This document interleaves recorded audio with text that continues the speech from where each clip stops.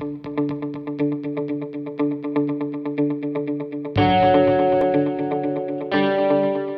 many first-time Ridgewood High School parents? Wow, okay. All right, well, thank you for being here tonight.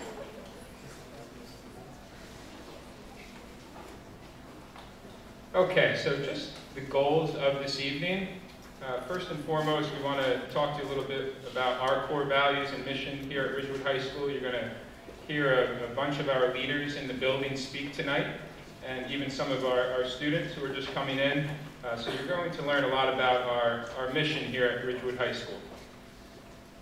I was speaking to Mr. Haas the other day, who's a music teacher here, and he told me how terrifying this meeting used to be for him when his kids came through. And I said, well, that's not the goal of tonight. It's not to terrify parents. So we're here to inform you without overwhelming you. So we have a lot of information to share. It's obviously November of your students' 8th grade journey. We want to start getting you ready for Ridgewood High School, but we also don't want to overwhelm you with too much tonight. But we do want you to leave feeling informed. We'll discuss the transition plan from middle school to RHS and what we'll be doing over the next few months and over the summer. And then we'll preview your child's 9th grade year and beyond at Ridgewood High School. And also we'll be meeting the RHS leadership team and again some of our amazing students. So I want to introduce our first leader and our new principal, Mr. Jeff Nias.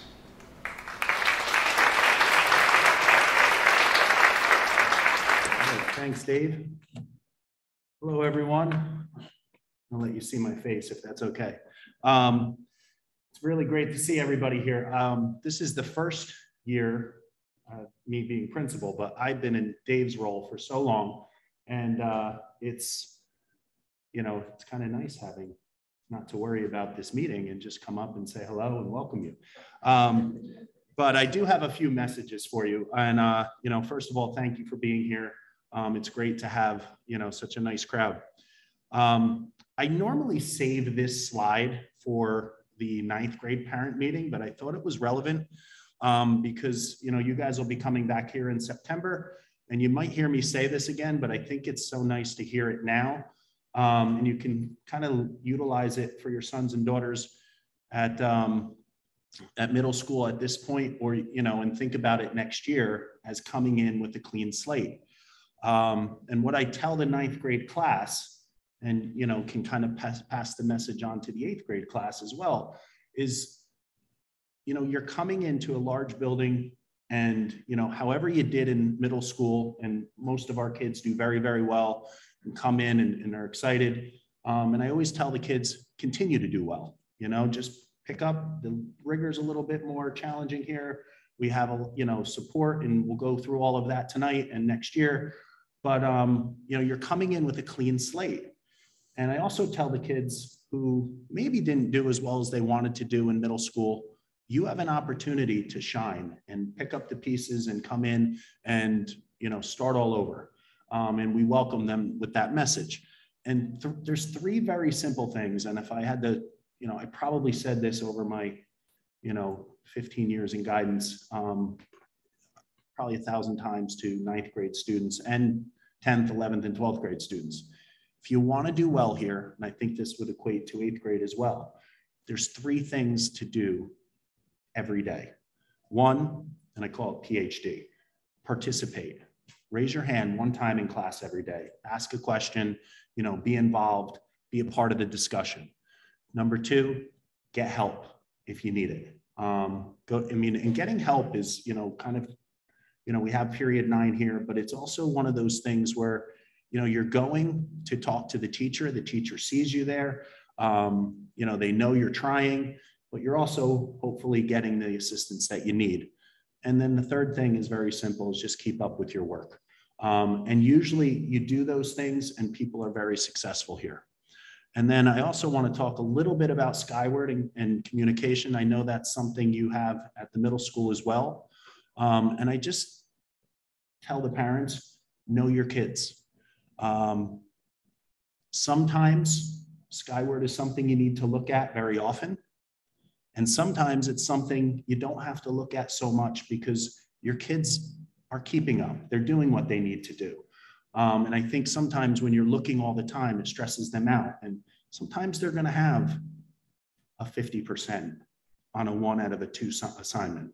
And when you see that, you get alerted because you might see that 50%, but it's only 2 points. And the kids, you know, they put enough pressure on themselves. So you gotta know your kid and know how they react to, you know, you looking at Skyward all the time. So I just like to talk a little bit about that because I feel like it's a great tool, but it's also something, you know, that I think we all need to manage in a little bit different way depending on who your kid is. Just a little bit about our initiatives this year. These are district initiatives, but also initiatives that we have at the high school. Our supervisors, who you'll meet tonight, did a lot of PD this year on teaching and learning, things like on assessment, demonstrations of learning, time and space.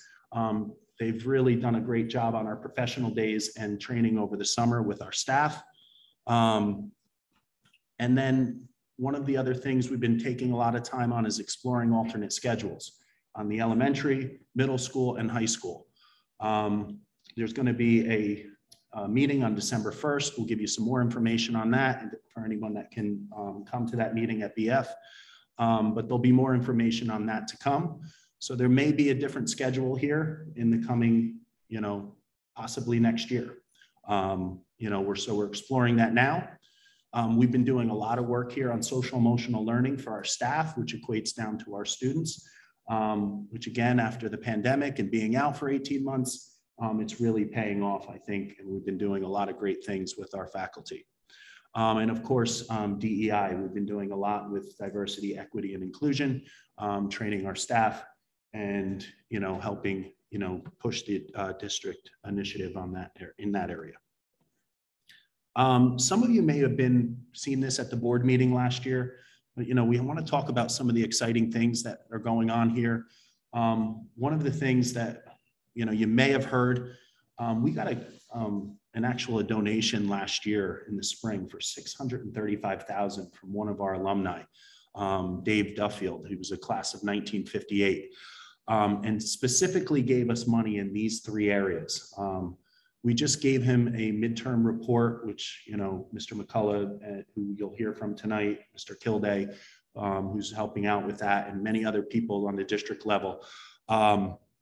And these 3 areas, the culinary lab, that's going to go out to bid in January or February. We'll have a whole new renovated culinary lab, hopefully next fall.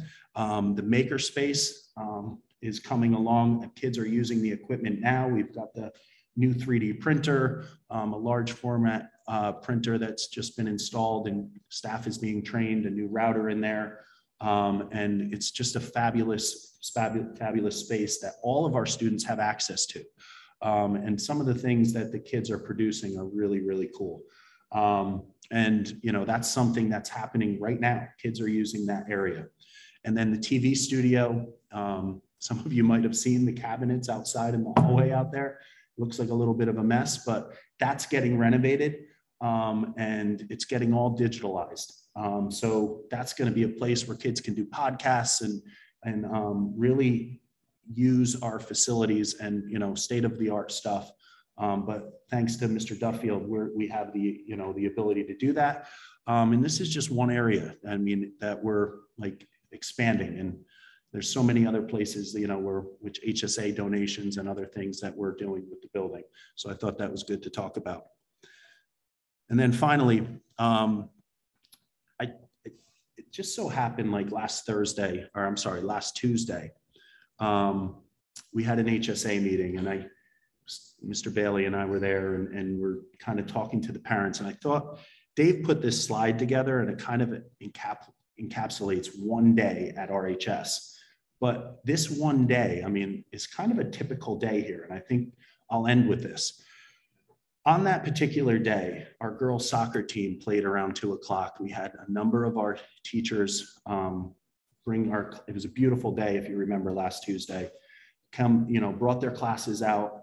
We had the bleachers full, beautiful day. Girls were playing. They won the state sectionals at 2 o'clock that day. Such a great feeling. And should rewind a little bit. I forgot another great moment that day. I walked in that morning to a veterans breakfast. Our culinary arts teacher prepared with her students an amazing breakfast for 12 veterans who, did a talk here in the morning.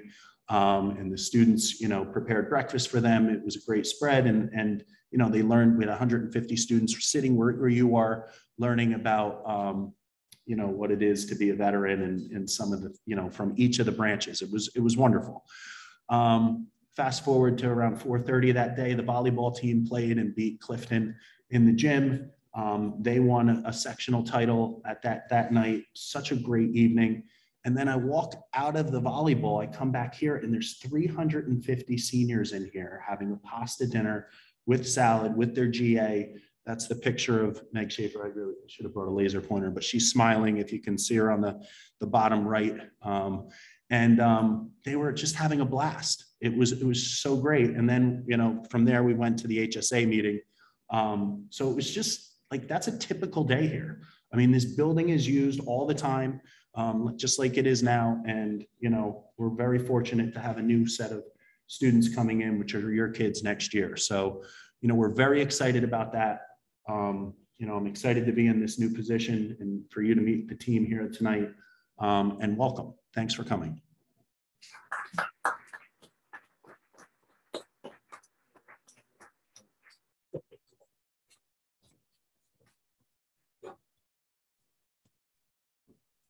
Okay, just move this down here first. Okay, so one of the best parts of the night, we're going to have Ms. Watson come on up, our freshman focus coordinator, and the peer leaders can come on up and take a seat here.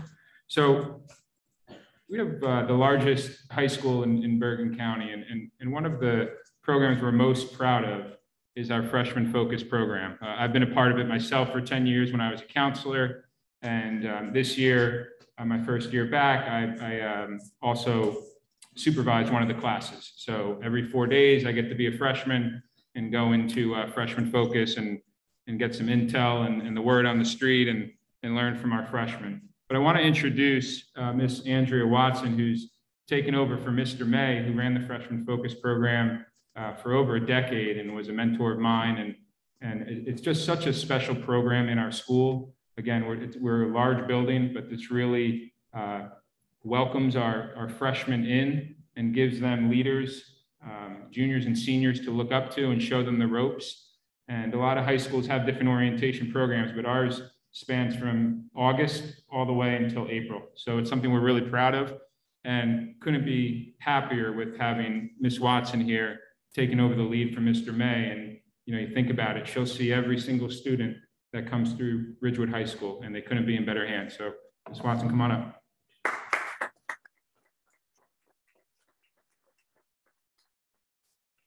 Good evening. By the way, Mr. Bailey did not tell me I was being filmed, so. So freshman focus. This is my third year here at Ridgewood High School, and I must confess, I've always wanted to work in this district. I used to teach physical education, and I've always been drawn to teaching students and being with students and being in the classroom. And I made the transition into the guidance department 3 years ago. And I must say, everything that I've heard about the Ridgewood School District has been met and beyond. Everything from the support of my administration and the staff here to the awesome parents, and most importantly, and why I've gone into education are the students. They're just absolutely amazing. So I just wanted to say that right off the bat. So freshman focus, as you can see here, it is in capital letters, the word focus, and that stands for friendly outreach for a community of understanding and success. Community is really the main focus of that acronym, because that's really what we strive to build here at RHS. We are one large community. And it was designed, this program was designed to assist ninth graders as they enter Ridgewood High School. It provides an opportunity for students to address issues of personal development, all of those big issues that they kind of face over these 4 important years that they'll spend inside these walls.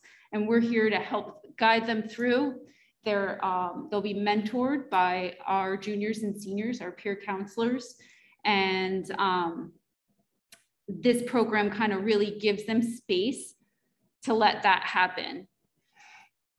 Excuse me. They meet once in a 4-day rotation. Our peer counselors meet with their freshman classes during their free period.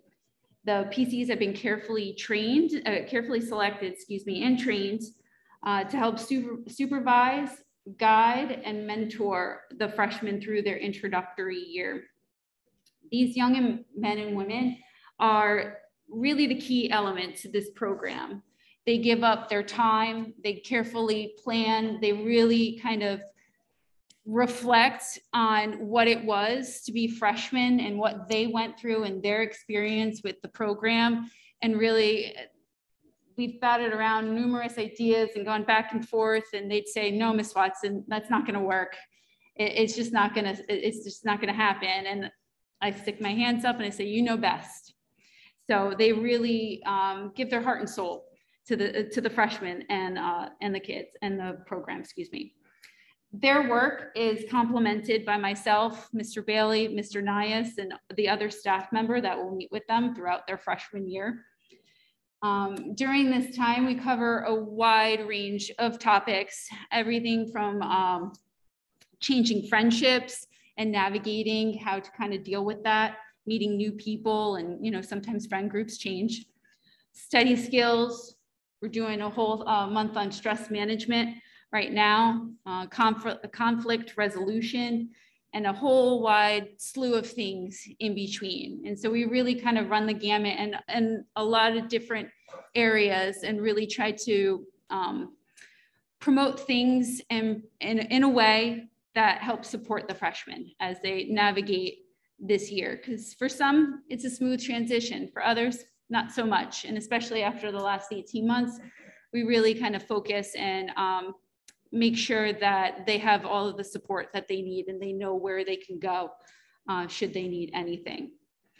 So as you can see, we've brought in a few of our PCs to let them tell you about the program themselves. We have Jeremy, Emma, Lunamia, and Grant. So without further ado, I have some prepared questions for them. And yep. All right. Hello. All right. Are there classes that have been an academic challenge for you? If so, how have you handled that? I mean, from personal experience, math hasn't always been my strongest subject. So that was something that I, as a freshman, really struggled into coming into school. And it wasn't even per se the coursework, it was really communicating with my teacher. So one of the challenges I had was communicating to my teacher of where I am throughout the coursework and where my mindset is as a student in the classroom. So just trying to reach out to my teacher, trying to communicate with that, but also trying to take in the knowledge of math class.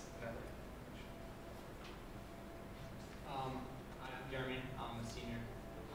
Some activities I'm part of at the high school, I run track here, I'm involved in the marching band, and I'm also part of the jazz band here.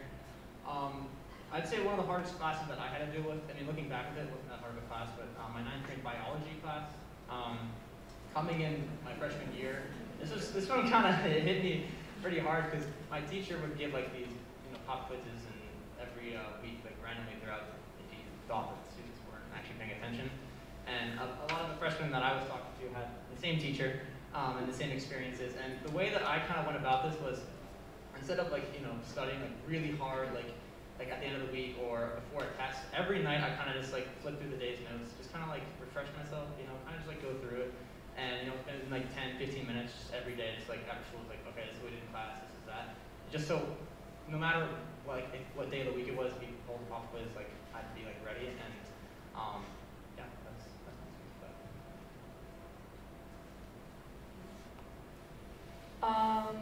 Okay, so definitely I agree with Jeremy. The biology class, whew, lots of notes. But I think the toughest class was, when I thought English was like my kind of strong suit. But then this year I took this class, AP Lang, and it was so much different than I thought it would be. So it was kind of hard to adjust. But if you keep, training yourself every day just a little bit, and not procrastinating or putting yourself, leaving your work all to the last minute, that adds a lot of stress in your life. And to make high school a lot easier, you have to plan ahead and you have to plan things, equally, so you don't have to take on a whole bunch of notes in a whole one day. So that's a little life-saving note. Going back to Grant's point about communicating with teachers, I found that going to period 9 helped me a lot, and that's an extra 30 minutes that teachers stay after school to help students with their questions. It's an opportunity for you to spend time with them one-on-one, and that helped me so much even now. And it took me till sophomore year to really realize how beneficial period 9 was, but I realized that just going over the notes that we took in class with them helped me so much, and it didn't take a lot of time. It was just a few minutes at the end of the day. Okay. Based on what you know now, are there any things that you would change about your own 9th grade experience? So I skipped my introduction at first. I'll say it again. My name is Grant. I'm a senior at RHS. I'm one of the lead PCs, but I also am a student leader for RHS TV. So that's who I am. From my 9th grade experience, it's just getting out there and really joining clubs and just figuring out what you like. That's what I would change in my personal experience. As a 9th grader, I was nervous. I didn't know who to talk to. I didn't even know what I liked. So just getting out there, joining clubs, trying to find that little inspiration that you have for a subject, or even a hobby or anything that you have, finding a club, finding a group of people, and just talking to them and sharing your ideas was what I struggled with. Going off of that, I mean, you're just reading my mind over here. Freshman year, I didn't know what I liked either. I figured out what I wanted to major in like a few months ago, but I always wished I joined DECA, which is like a business club. And even, I didn't join freshman year. I was too scared. I didn't think I liked business. Sophomore year, I was thinking about it. Maybe I should, maybe I shouldn't. And I really wish I had. I mean, I realized a little bit late that I did like business, but I feel like if I had put myself out there and I had taken that risk to take that business club, I would have figured it out much earlier. I mean, that's it, just putting yourself out there. I completely agree. I remember the first day I was like, I'm not gonna make any friends. I'm gonna stick with my middle school crew, and we're just gonna ride out the year, That did not happen. But now I'm student leader as well for RHS TV. That's also the TV studio that's being redone. Join our club. But honestly, Grant was actually the one who asked me, hey, this is a new club, by the way. Would you be interested in joining? I've never met this kid in my life. I was like, sure, I'll join. I've stuck with it for the past 3-4 years, and honestly, it's changed my entire life. And I love it because my whole friend group's in it, and if you really don't, you should get involved with things because it can really take you to places that you did not think you were going to take. So if there's a sport you want to try out that sport, and try out any other club that you can. And to be honest, it's better to try out for more things than less, because in the long run, you get to choose, you get to really find out, like, okay, this is what I'm actually passionate about. So yeah, definitely the club fair, which is always at the beginning of the year. It's amazing. There's food, there's clubs, there's so many people talking and socializing. So definitely, when your kid comes to the high school, that is definitely the #1 thing I recommend. Going to the club fair and looking at new things and testing out what you would be interested in. Okay. We do offer over 100 clubs. Sorry, Mr. Pizzuto will talk all about that. We currently have a cornhole, a pizza club, I mean, any club that you can think of. He'll talk to you more about that. How important are relationships with teachers and other adults in the building? Like I mentioned before, period 9, where you have a chance to form like a connection with your teacher, that just has helped so much. And I mean, moving forward a few years with college recommendations and stuff, I mean, it's just so much easier to ask a teacher when they know you so well. And going back to what I said before too, it just helps with the class because you are able to meet with the teacher after and go over the notes, and they can explain maybe what's working and what's not. And it's just so helpful because that's a resource that is just available for you, and that's something I would stress to your kids. I think it's also to know that it's important to know that your teachers, your students' teachers are people also. They're there to help you, they're there to communicate with you and just help you strive as a student, but also as a person. And I think there's this disconnect between students and parents, and a lot of people in the community that teachers aren't people, but they are. And they're there for you to talk to. I know. But We did not ask him to say that. yeah. They are, and they're always there to help, whether it's an email, a phone call, they're always there for you and your student. What do you see as some of the sources of stress for high school students?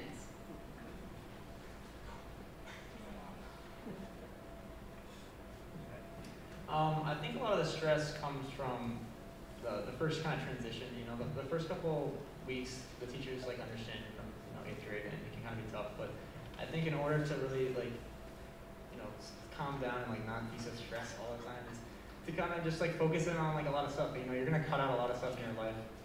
You know, like coming in from 8th grade, every day after school, you know, I'd hang out with my friends, I'd play video games, you know, I'd mess around, and it's like, oh, I'll like do my homework, you know.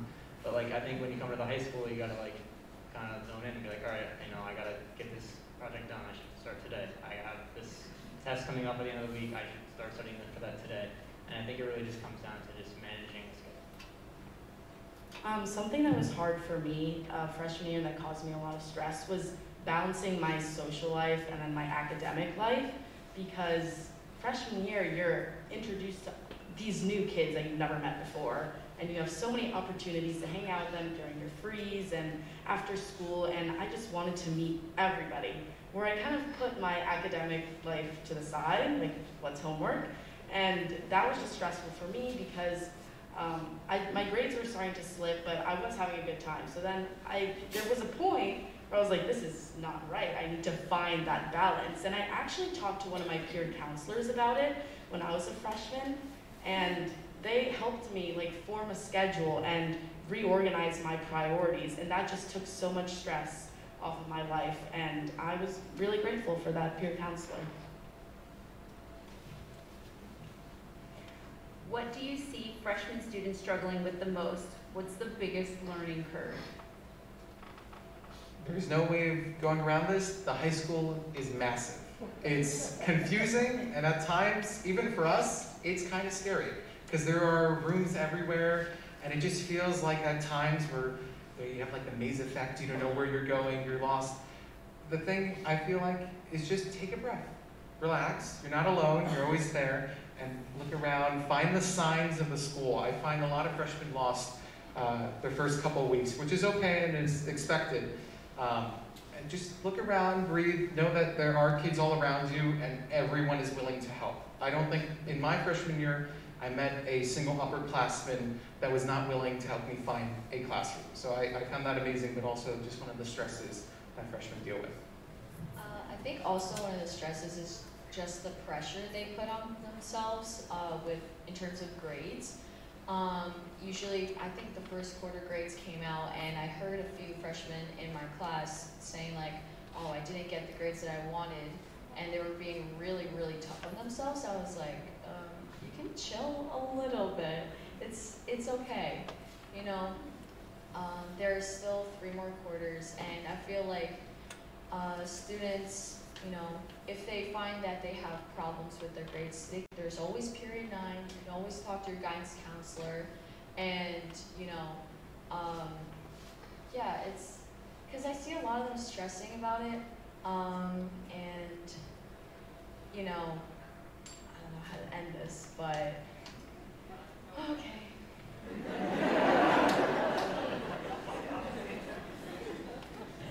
I think that ended it, yeah.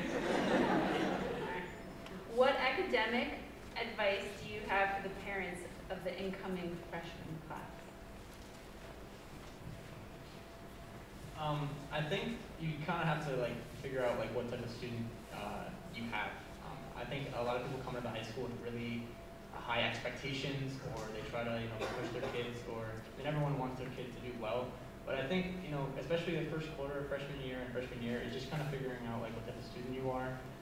There's a lot of people in high school who will realize that like maybe I'm not going to be getting all straight A's, but what can I do outside of the classroom? How can I get involved? And for me, I kind of made that realization my freshman year where it was like, I have all this free time, I'm not doing a lot of activities, and I'm still not getting like the best grades. So maybe I should try a club, or maybe I should get involved in a sport. It's just something to kind of build your resume, because you're trying to find out who you are, and not everyone is going to fit inside of one type of personality. I also like to say academics, they do play an important part, but to not stress everyone out, whether that's stressing yourself out as a parent or your student. The school offers so many amazing opportunities for help. Again, we've mentioned Period 9 so many times, but one important thing is tutoring, and not even paid tutoring. We have National Honor Society students that offer free drop-in tutoring, and I want to say almost every subject there is. So it's just something that almost no one knows about, but is there and helps so much. And I can say from personal experience that they helped me so much. So just, again, asking for help, knowing that there is help, and also free help. Also, I feel like I kind of went over this earlier, but you don't have to worry about your kid being lonely here at the high school. There's so many different groups of people here and so many interests, and your kid is bound to find their place around here. And so, yeah. Social life. Please have one. Okay, sorry. Okay, and then the last question of the evening. Are there any subjects or extracurriculars that interest you now that you would have never have imagined yourself liking?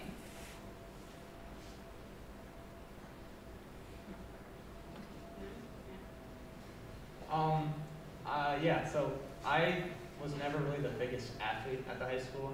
It wasn't until the end of my fall, first quarter freshman year, where one of my friends was like, you got big legs, maybe you should like run or something, or play basketball. And I was like, well, first of all, I'm really like not good at basketball. I have horrible eye-hand coordination, so that's off the table for sure. But then I kind of got into track, and I started, running, and I wasn't the best, but I got better, and it's something that's kind of been like a way for me to stay healthy, have a good friend group, and be involved in high school, and it's just been such a fun time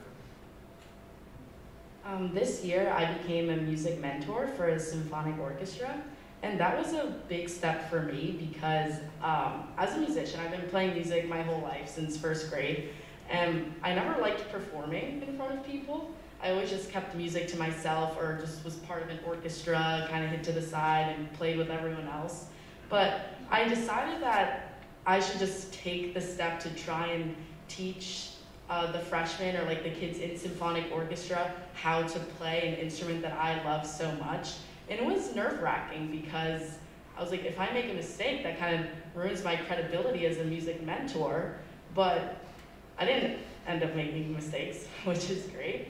And I realized that I love this instrument so much, and there's other kids that love that same instrument, and I shouldn't be worried about teaching them because they want to listen to me and they just share the same passion. And it was a really great experience for me because I became like a violin teacher like outside of school too, and it was just amazing that I got that opportunity. Okay. Thank you very much. I just want to go ahead and say that we are all really excited to invite all of your kids to come and be a part of this community, a part of this family.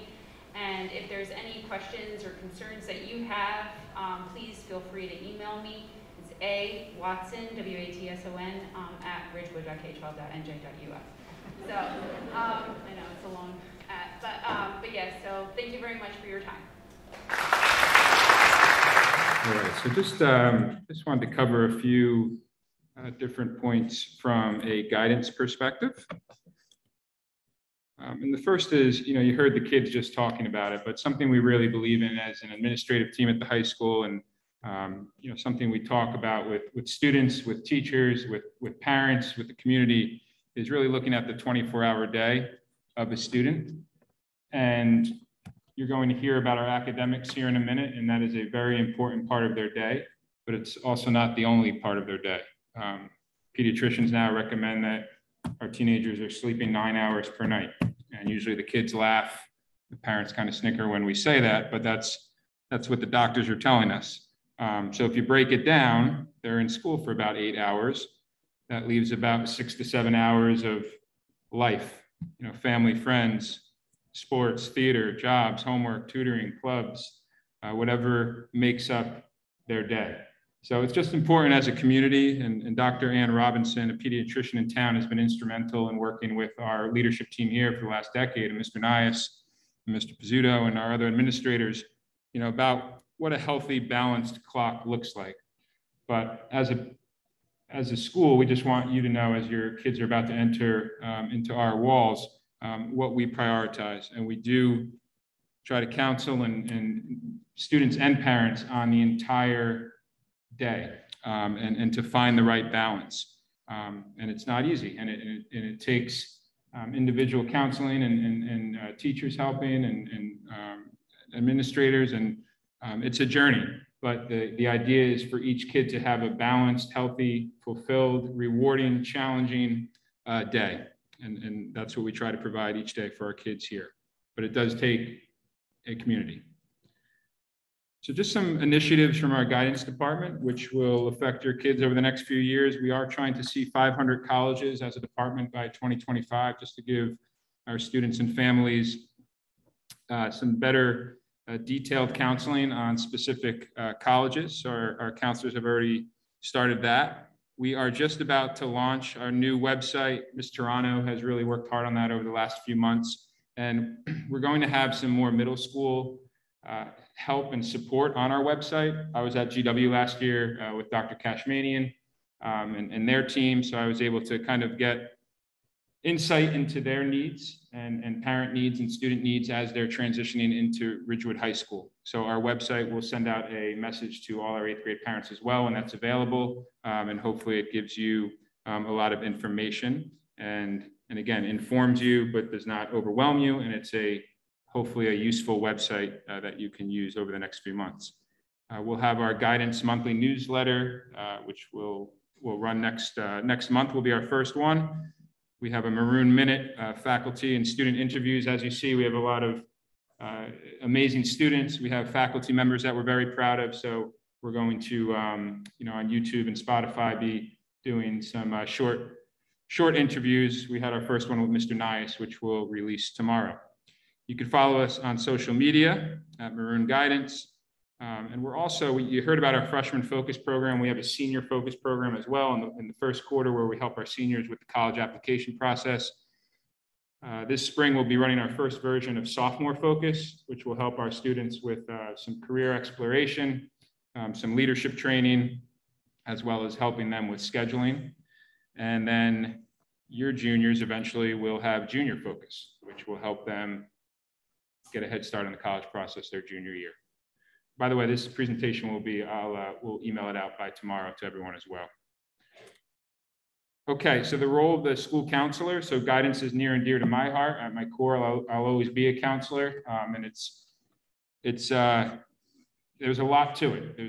You're really kind of the middle person, and you're helping the students first and foremost, but you're also helping teachers, you're helping parents, you're helping administrators. So there's a lot of different roles, but we hope that our school counselors can be people that right away next year, your kids get to know and feel comfortable with and are able to lean on in times of need. So obviously we have academic and scheduling counseling, we have social emotional, we have family, we have career and college. So there's a lot to it, but our counselors are great people. They're educators, and they want to help our students along the journey. So just briefly on grad requirements, I don't want to overwhelm you. Your counselors will be helping you throughout your journey with this, but these are the graduation requirements. And as you hear the supervisors begin to speak about their individual departments, the NJSLA actually will be retired for your group. It'll be a new test, the graduation proficiency assessment, which will roll out this spring, and your juniors will eventually take it unless they change it again. But freshman year, my main message here is, again, all these requirements. As counselors, we make sure that all our kids each year are headed towards meeting the requirements and on the right path. But freshman year, my message to your kids is take what you want, take what you're passionate about. You'll have the recommendation process with your middle school counselors and teachers coming up. But sometimes there's a rush, like, oh, I have to take a finance class, or I have to take this or that. They will get all the requirements met. So, if they want to do band next year, do band. If they want to do choir, go choir. If they want to go art, go art. They have to take a certain amount of electives anyway in those fine and practical arts. So that's just a brief summary of the graduation requirements. But again, we will help you individually on this throughout your journey. Okay, so we have a few different people who are going to speak now, and the first is our math and computer science supervisor, Mr. McDonald.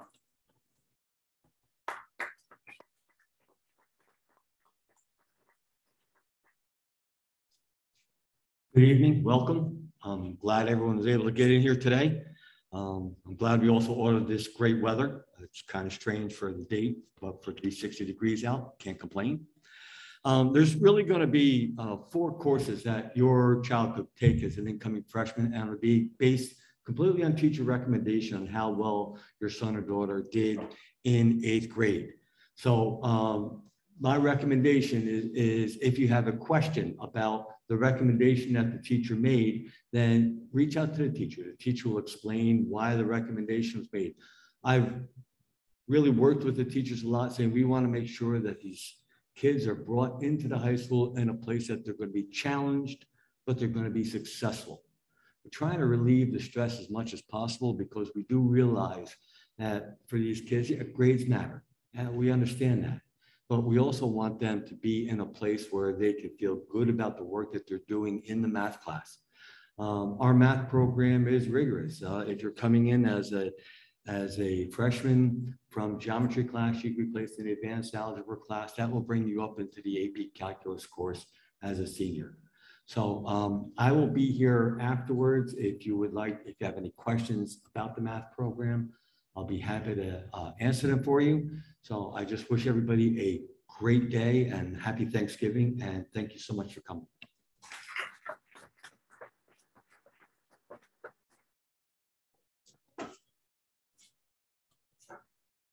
Okay, Mrs. Taylor, you're up.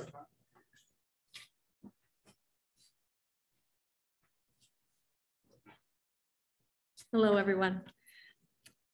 Coming into freshman year, your students are going to be placed in one of 3 courses, environmental science, biology CP, or biology advanced. And as Mr. McDonald said, it is based on teacher recommendation. So we have been working very hard on making sure that we're looking at skills-driven science, analysis of data, student writing ability, and things of those nature to make sure that students are, again, in a place where they're challenged, yet will be successful. Our program moving throughout the high school, there are a lot of opportunities. If you're placed in a CP class, that does not preclude you from AP. You can easily move between levels based on how you perform in those classes. So it does not indicate that you're stuck in one place. Please, reach out to me with any questions that you may have, email or phone call. And also when the recommendation process comes out, reach out to your teacher.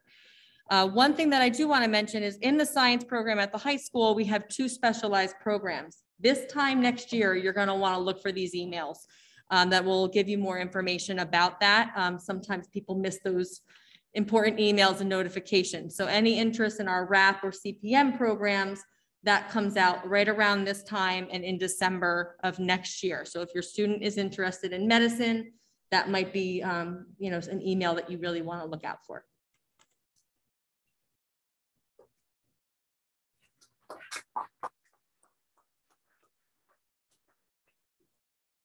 Okay, Mr. Ferreira got double duty tonight. Ms. Knoll was not able to make it, so he's going to help us with English as well.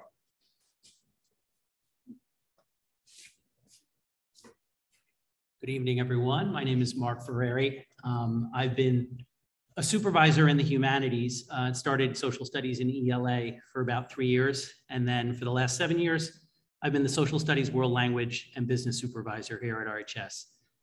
Prior to that, I was an American history teacher principally for 16 years here, and I'm an RHS grad class of '89. So I know the place a little bit, okay? I'll speak on behalf of the humanities department tonight. We'll start with social studies here. We try to keep things very simple in the humanities, in English and social studies when it comes to incoming 9th graders. There are only 2 options. I would say about 65% of the kids on average each year who come to us will enroll in world history, okay? And if I toggle between 2 slides, not those, this one, the world history class is aligned with English 9. So if your son or daughter's 8th grade English and social studies teachers, they work as a tandem and as a team, they recommend together a paired assignment of social studies and English courses. So about 65% of the class, an incoming class, will take world history and English 9. The remaining 35% or so, on average, will take what we call History of the Modern World or Lit World Views. That's the English course here. Again, they're paired together. There is really no difference between those 2 options when it comes to the content and the skill development on the humanities side. They're doing the same kinds of things. In the social studies and English worlds, what makes a kid take History of the Modern World or Lit World Views is their 8th grade team that thought that the kid was an elevated reader and writer. And at this stage, they want to put them in a position where the pacing is going to be appropriate. However, the content and the skill coverage is the same. On the English side of things, I wanted to pause for a moment. They have a special program which you might know a little of because it started last year. It started this year, and it's a middle and high school program. And it's devoted to trying to kind of find a personalized touch, both in literature through, let's say, memoirs, and trying to kind of get students to explore themselves, their own perspectives. It's called Tell Me Your Story. And your sons and daughters have a particular program on this front on English in grade 8. It is continued in grade 9. The only difference is in grade 9, they're actually giving a choice at the beginning of the year to select 1 of 4 memoirs to read. And it's kind of a shared experience, which is nice, not something that we typically do at the high school, something that's a little bit more typical maybe at the middle school. So that's where social studies and English come into play as a 9th grader. I will want to echo Ms. Taylor's sentiments when it came to the fact that not only are we talking about the same kind of content, the same kind of skills, there's no GPA boost and there's no GPA difference. In other words, there's no college prep and honors track when it comes to the humanities and social studies and English at the 9th grade level. That's done intentionally. We don't want to start the clock on when do I get into an AP class.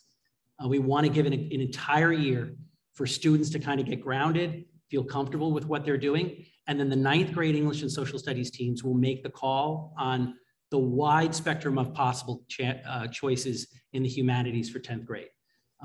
Ms. Taylor talked a little bit about some of the science offerings. We have a whole host of social studies and English offerings, 4 of which are interdisciplinary in nature, where they actually share this, the same teachers over the course of 2 years in English and social studies. They're great programs, but we don't want to start the clock in terms of a competitive juice in September of their freshman year. We want them to kind of feel at ease and the fact that there are kind of simple options here for them. Other than that, the 2 other programs that I want to talk about tonight, one is world language. You have to take, the state of New Jersey requires 1 year of language. RHS requires 2. And most high school counselors here will recommend that your sons and daughters take 3 years of a language. Our 7th and 8th grade program is considered level 1 of a language. As you probably know, we offer 3 languages, French, Spanish, and Latin at the middle schools, at BF and GW. If your son or daughter is in one of those programs, they likely will be. They'll most likely continue that same language as a 9th grader at level 2. So the idea is if I was a Spanish 7, Spanish 8 student, I should be a Spanish 2 student here my freshman year, okay? We do offer 2 languages that are not offered at the middle schools, German and Chinese.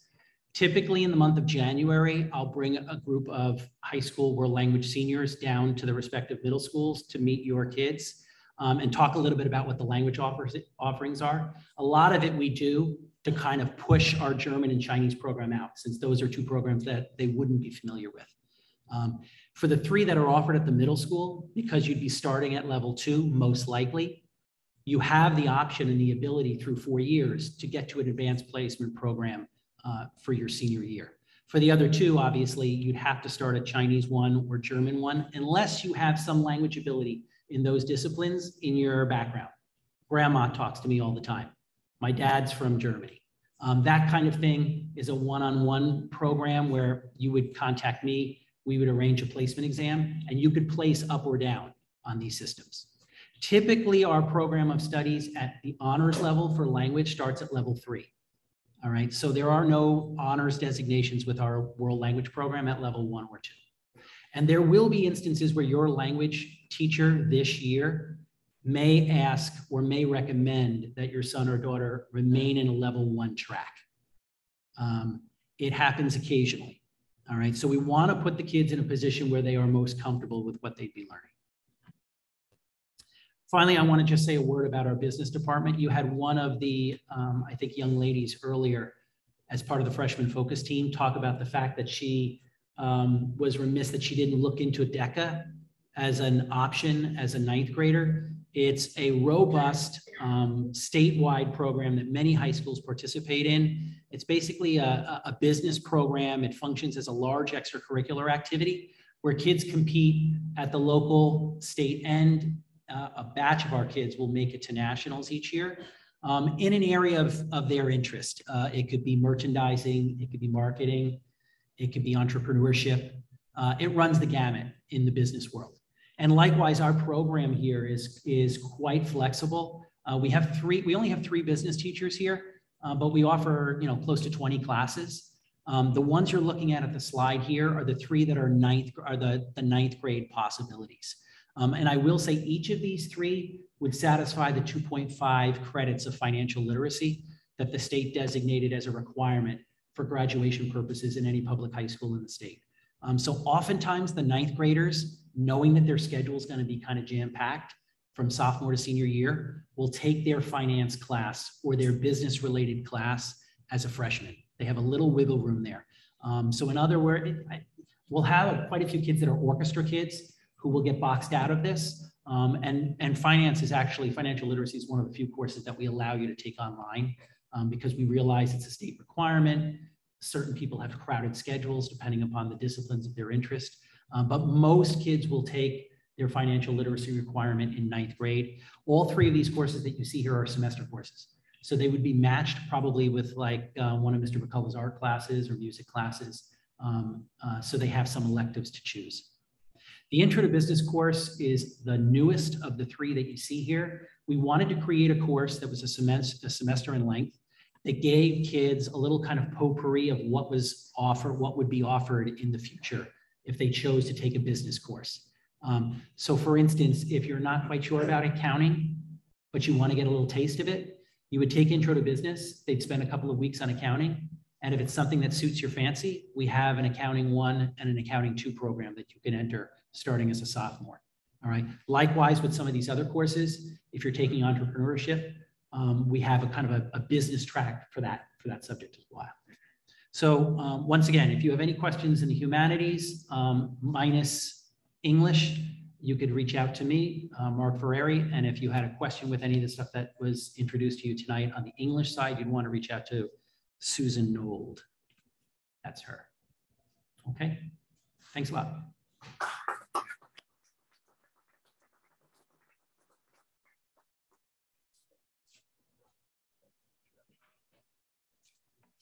Good evening. My name is Chris Mccullough. I'm the art and music supervisor for the district.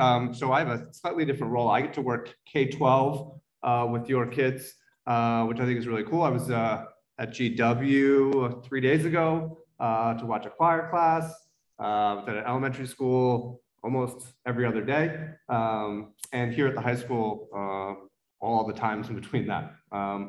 And one of the things that I really wanted to stress with you guys that I hope that you heard from the students today was this idea of balance, of choice, of finding your passion, of putting something fun into your schedule that challenges you and teaches you in a different way. And the art, music, and dance programs at the high school are one of the areas that you have the most choice. So I think in art, there's something like 35 art classes. There's some up here, and most of these have multiple levels. Music, there's a band, choir, orchestra, a music technology class. We have a dance class, and all of those have sort of offsprings of clubs and co-curriculars and extracurriculars. It's a wonderful program to get involved in. And, you know, I'd like to stress it's a place students find a home or a niche. The art room is always full at lunchtime. The music room is always full at lunchtime. The TV studio is always full at lunchtime because that's where those kids gravitate to connect with their peers. And I just think it's such a wonderful opportunity to go from a math class to transition to a choir class and how those classes function differently and feel differently and help you feel centered, I think, in your day-to-day operations. The other thing that I wanted to point out, Mr. Ferreira mentioned the business classes or the financial literacy requirement. It is an important thing, but if you are a music student, it can be tricky to put that in your freshman year. I don't want you to feel like, oh, I have to do that freshman year if so I can't take a music class. When Dave Bailey talked about, don't worry about the graduation requirements, there has never been a student who has not graduated Ridgewood High School because they didn't take their financial literacy course. We're going to get that taken care of. So if your student loves music, or they love making art, or they love dance, I would strongly encourage you trying to find an opportunity to do that while they're here. We have amazing facilities that you just heard.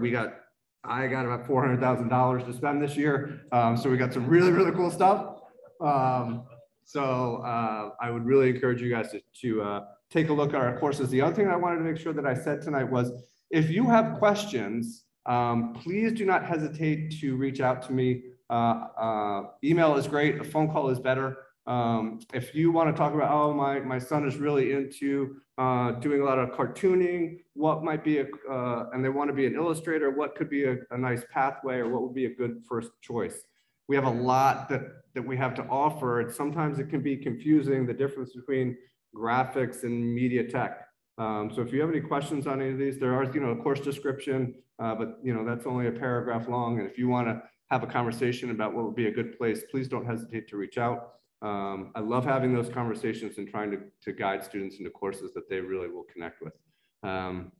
So a lot of art classes, music classes. And the other thing that I wanted to make sure that I mentioned was some of these like band and marching band start before the school year. And I always think it's one of it's a wonderful sort of trick that marching band is this place where you get to start meeting students 9 through 12, starting in August. You're in the building earlier. So the marching band kids, they know the lay of the land, right? They already have a friend group. They already have senior upperclassmen, people that they can lean on.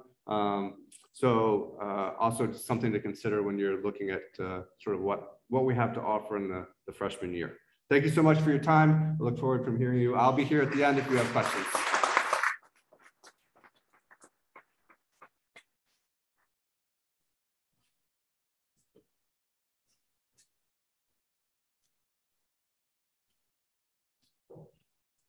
Good evening. Almost through. Hang in there. My name is Dan Kilday. I'm the Supervisor of Wellness, Family and Consumer Science, and I'm also filling in for Mr. Cook, the Athletic Director. Pretty straightforward with wellness. We talked about the balancing of a lot of different things in here, and that's the goal of the wellness curriculum. And they'll be following basically every single year, 4 different quarters, being exposed to a wide variety of activities, and events that hopefully will provide a well-balanced, well-rounded student who has a very good understanding of their wellness and where they want to go in the future. So we provide a lot of opportunities for that in their 4 years within the wellness curriculum. Family and consumer science. We have a dynamic one staff person in Dr. Bray. Some great opportunities for electives for students. As you see up there, child development. And there's one course that we just started this year, Tomorrow's Teachers, which is a program where students, high school students, go to the elementary schools and they work with either the kindergarten students with child development or with a specific grade level, and they learn a little bit about the processing of education in Tomorrow's Teachers class. But child development is becoming quite a popular class, and it's a great experience for the high school kids, for the kindergarten students, and for all the teachers involved as well. Of course, nothing better than creating food and eating food. So there's great opportunities to learn a little bit about the culture of food and different cooking skills in Introduction to Food and Nutrition and Foods of the World. Here's Mr. Cook. 2 pictures up there. A lot of activity, a lot of participation. There's a lot of success here at Ridgewood. There's a lot of great balances of this. You'll find students, as you saw up here this evening, do a wide variety of activities and participate. So this past year, the girls soccer, or this past fall, excuse me, girls soccer and girls volleyball sectional champions, as Mr. Ninus was talking about, the day in the life of Ridgewood. 2 great occurrences in one day from that picture there. On the bottom right, you will see a website. Mr. Bailey's going to help me out move that picture.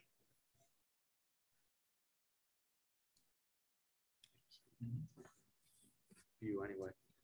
So this is active participation time. Take out your phone, take a picture of the slide, and on the bottom right, ridgewoodathletics.com. That is a site that you want to visit. There's a lot of forms that need to be completed. There is, on the left-hand side on the bottom, there will be a meeting in June with Mr. Cook to review all the important aspects of the forms that need to be completed. And I'll just give a little bit of a heads up with the form. In order to participate in athletics, every student has to have a physical. And often the physicals are around their birthday. So if you are going to a physical this year in your 8th grade year, you can bring these forms with you to get completed. And so when the summertime comes, you already have those forms completed. But the athletic website has all these forms. Mr. Cook and Ms. Kiramonti will be able to help assist you with the completion of what to do. If you have any questions, I'll be around here in the rest of the evening to answer any questions that you may have as well. Fall, winter, spring, a lot of things happening. This might be the quietest moment of the school year in between seasons, although the hockey team, swimming team, and the bowling team have already begun their winter season practices already. But there's a number of levels of sports, freshman, JV, and varsity levels for most of these sports that you see up here on the screen. All right, thanks for your time. Have a wonderful evening. Mr. Pizzuto is up next.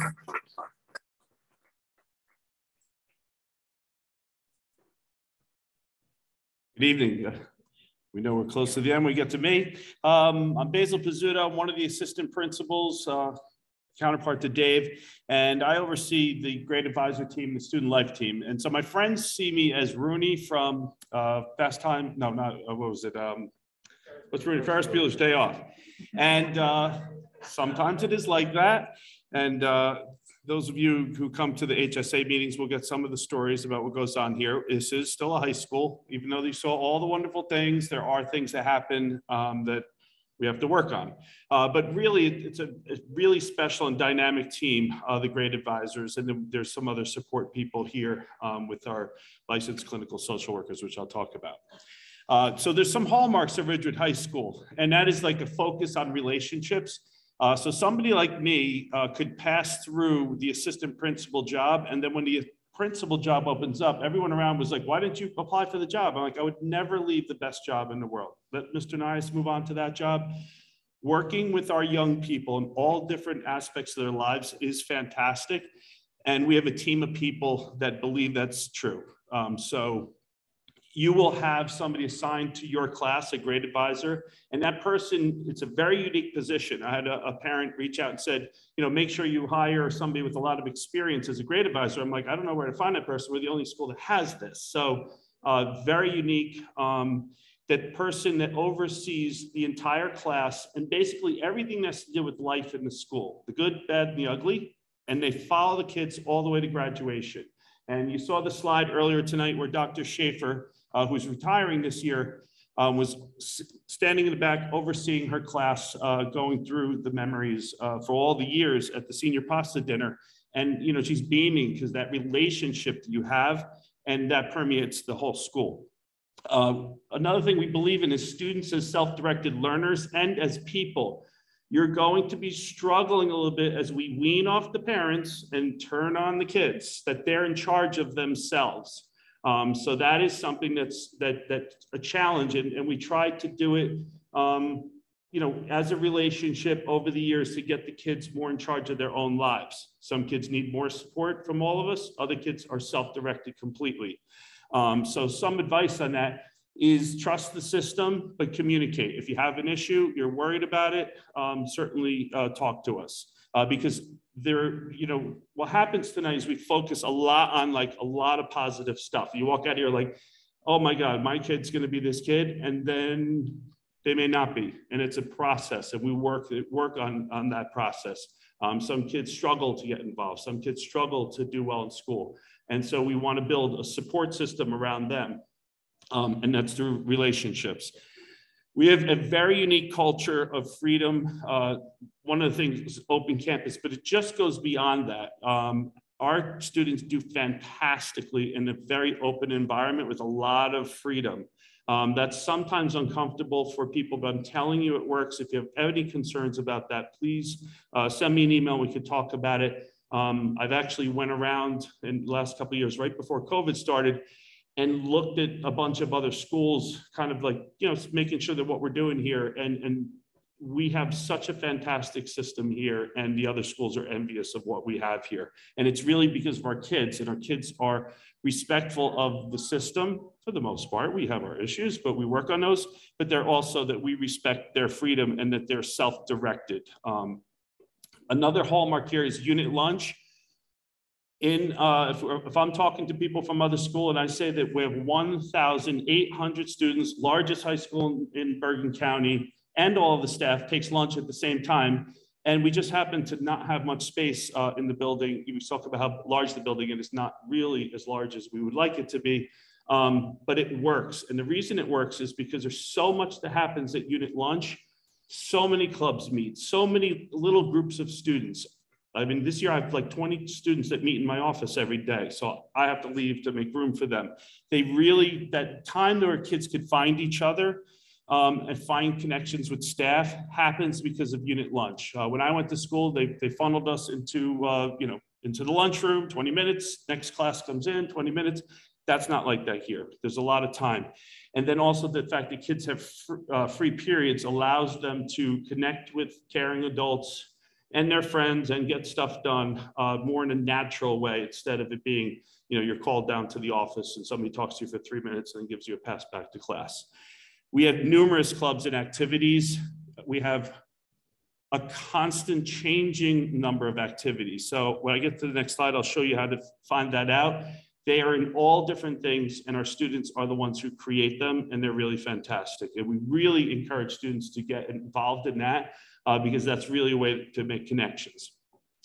Talked a little bit about the grade advisor structure. So you will have somebody who will see you through the entire 4 years, but we also work as a team. So our team, I am actually the sophomore grade advisor, and I will go through the graduation with the class that I'm with now. But we meet all the time and talk about kids, and we have a multi-tiered mental health system here. And what that means is that we all of the kids get some support. So we have programs, we have freshman focus, we bring in speakers and things like that. And then we have focus on some of our other students that need group support and things like that. And then we also have support for individual students that's at the highest tier. But it also permeates our belief that we work together with our mental health professionals. So every 4 days we meet, that's because our cycle, instead of it being every week, we have a 4-day rotation. My team meets as a group and we just talk about kids. We talk about their lives, we talk about what their struggles are, we talk about what the issues are, what's happening in town, the nights, the weekends, and help to support the students. This is the one you want to get on. This one you could just Google, Ridgewood High School Student Life Hub. We've been working this. The school's so dynamic that it's always a little bit tough to keep this up to date, but this has really been a fantastic project over COVID. That all of our clubs are on there. The link to the athletic, which you saw before, the school events, that needs to be worked on a little bit, a whole website for school-based mental health. We have working on civic engagement opportunities. So this is like kind of a place for kids to just like, I'm interested in the school. I want to find out what's going on. I want to go on a global trip. I want to see if I could buy some Ridgewood wear. I want a job. I want working papers. So we're trying to build this as like a one site for kids to go to. So welcome. Hopefully I didn't give you too much information, but really looking forward to inviting your kids here. We'll start with that fantastic club fair and barbecue at the beginning of the year. You'll get an email from us looking for money because we also have a fantastic, really great parent community that supports it. So that's, we really lean on you to help make this a fantastic environment for our students. Thank you.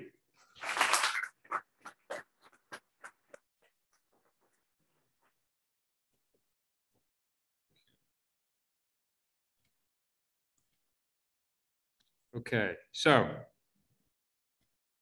hopefully we didn't throw too much at you and you're not terrified, but this is just the start of our journey.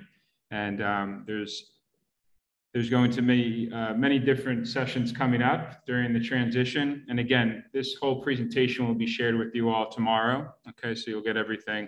But we do have, coming up next, we'll have on December 14th in the Learning Commons upstairs right here at the high school, we'll have a parent meeting for students with IEPs, which Ms. Wood will run, and I'll be there as well.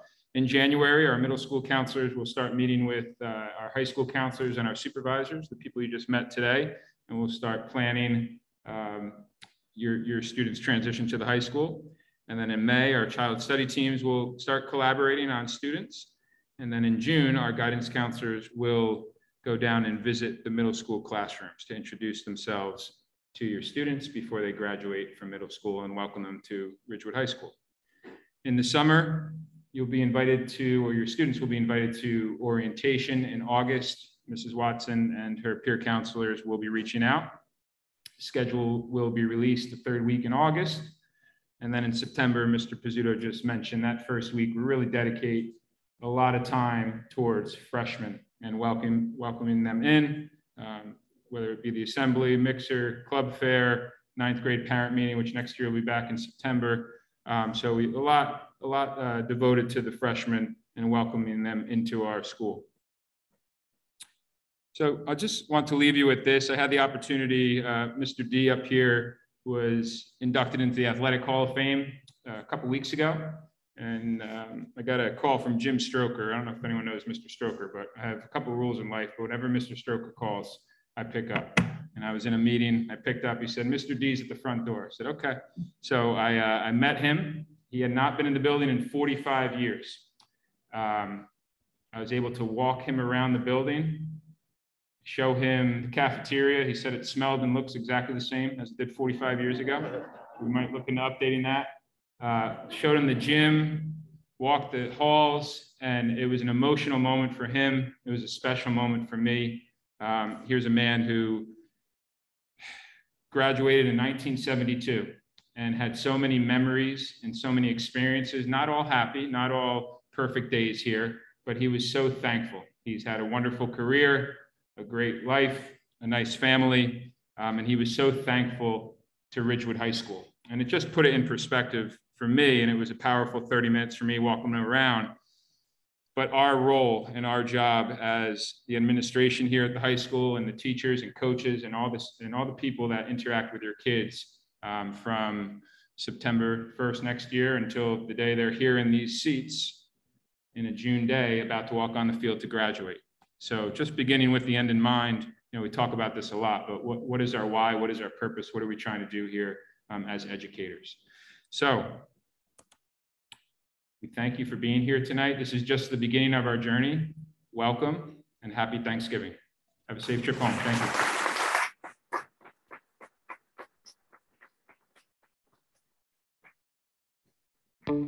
you.